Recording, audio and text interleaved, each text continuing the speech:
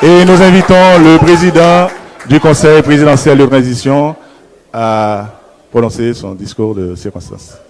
Monsieur le coordonnateur.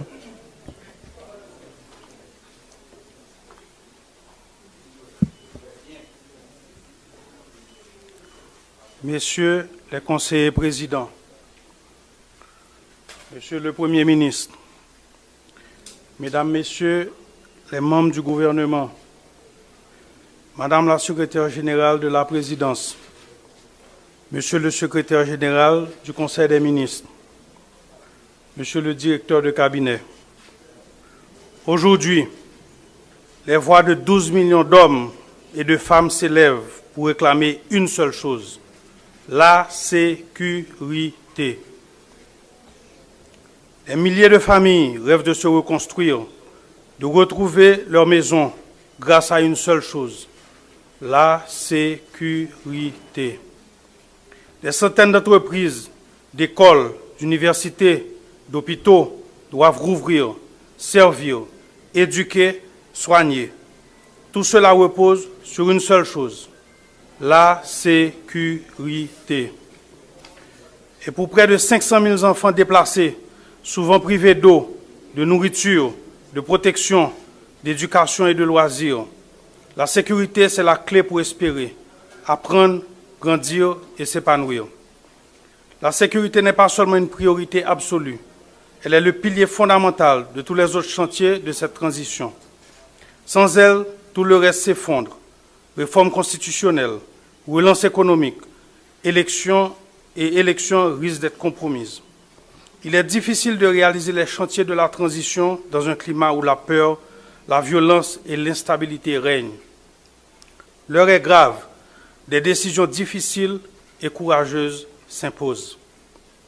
C'est pourquoi aujourd'hui, le Conseil présidentiel de transition, réuni en collège et à la faveur d'une résolution adoptée en Conseil des ministres, a décidé d'effectuer des changements au niveau du leadership de la police nationale d'Haïti, afin de garantir la sécurité et le bien-être de notre population. Au nom du Conseil présidentiel de transition et de tout le peuple haïtien, je remercie le directeur général AI sortant, M. Normil Rameau, pour avoir servi la nation dans un contexte particulièrement difficile.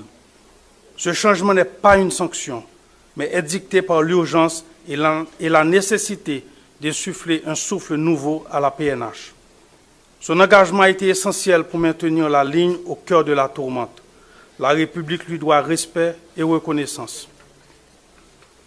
Monsieur Vladimir Paraison, je vous remercie d'accepter la lourde responsabilité d'être le nouveau commandant-chef AI du Haut État-major de la PNH. À un moment aussi critique, les défis sont immenses et vous le savez. Haïti est la mission nationale d'appui à la sécurité. Vous avez la réputation d'être un homme de terrain et de résultats.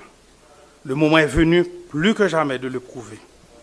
Rassemblez vos vaillants agents de la PNH, gagnez leur confiance, intensifiez les opérations sur tous les fronts, sécurisez les zones vulnérables, consolidez les territoires que nous contrôlons et libérez, un à un, ces territoires où nos compatriotes ne peuvent plus vivre en paix. Nous sommes conscients que les moyens sont limités. Nous allons poursuivre nos efforts pour des leviers plus concrets. Cependant, il convient de souligner que souvent ce n'est pas tant la quantité des hommes qui décident de l'issue d'une bataille, c'est la clarté de la vie et des femmes. Nous comptons sur votre sens stratégique et votre expérience pour offrir au peuple les résultats concrets qu'il attend.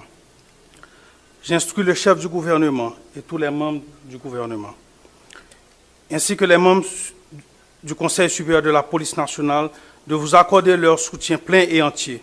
J'appelle aussi la population à se tenir aux côtés de la police. Sans la mobilisation et la vigilance de chaque citoyen, de chaque citoyenne, cette bataille sera plus difficile à gagner. L'unité et la cohésion sont indispensables.